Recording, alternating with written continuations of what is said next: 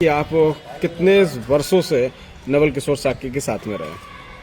मैं नीतीश कुमार जोशी समाजवादी पार्टी से युवा नेता हूं और मैं सक्रिय रहा लमसम सन 2020 से मैं डॉक्टर नवल किशोर के साथ सक्रिय रहा और वो अच्छे व्यक्ति थे और अब भी अच्छे हैं। मुझसे या उनसे कोई गलती हुई थी मैंने अपनी नहीं कोई उनकी बुराई नहीं करना चाहता हूं, लेकिन मैं क्षेत्र की समस्या के लिए मैंने अपनी बात रखी थी उनसे, लेकिन उन्होंने मेरी बात भोजपुर विधानसभा में कम समय दे पाया। मैंने जनता के दुख सुख के लिए मैंने उनसे कोई पैसा नहीं मांगा। जो पैसे के लिए लोग कमेंट कर रहे हैं कि पैसा फेसबुक पे डालने, पैसे के लिए पैसा उन्होंने नहीं दिया, तब नीतीश कुमार जोशी ने डाल दिया। ऐसा कुछ नहीं है। वो हर किसी विधानसभा से तैयारी कर रहे हैं, ये भी नहीं चाहता। अखिलेश जी जहाँ उन्हें लड़ाएंगे हम लड़ाएंगे उन्हें, और मैं अखिलेश जी का सच्चा सिपाही हूँ। और जो बयानबाजियाँ भई हैं, मैं उनसे आपके चैनल के माध्यम से मैं उनसे माफ़ी भी मांगना चाहता हूँ। गलती में मुझसे हो गया, वो भी नींद में थे, उन्होंने मुझसे भी कुछ कह दिया और मैंने भी उनसे कह दिया।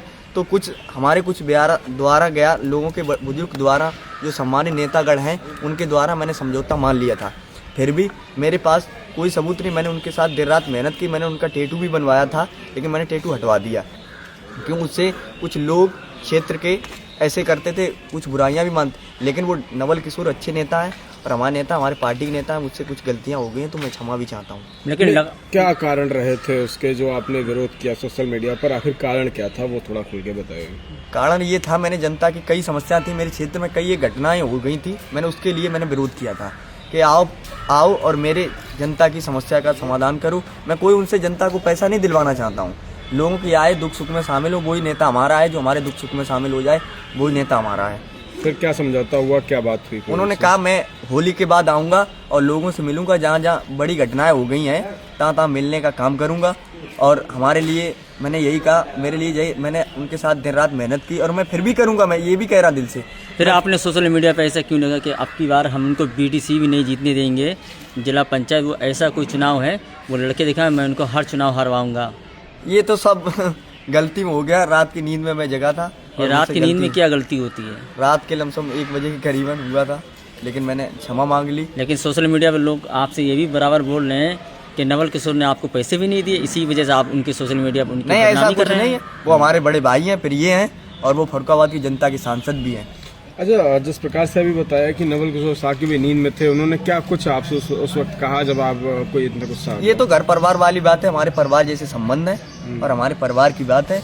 वो हो गया, वहाँ से मैं बात खत्म करता हूँ और वो हमारे परिवार के व्यक्ति हैं। क्या वास्तव में नींद में ही थे या कहीं एक विधायक जी जनपद के फरुखाबाद के विधायक रहे थे, उन्होंने नशे में विद्यार्थी परिषद के कुछ लोगों से बोल दिया था कि नींद और नशे में थोड़ा फर्क होता है? नींद में थे या नशे में थे?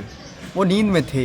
वे ऑपरेशन वगैरह करते रहते हैं, इसलिए नींद में वे कम सो पाते हैं। उनके जैसा नेता भी मिलना मुश्किल है फरुखाबाद में। आगे क्या आप रहने वाली है समाजवादी पार्टी की आगामी रणनीति?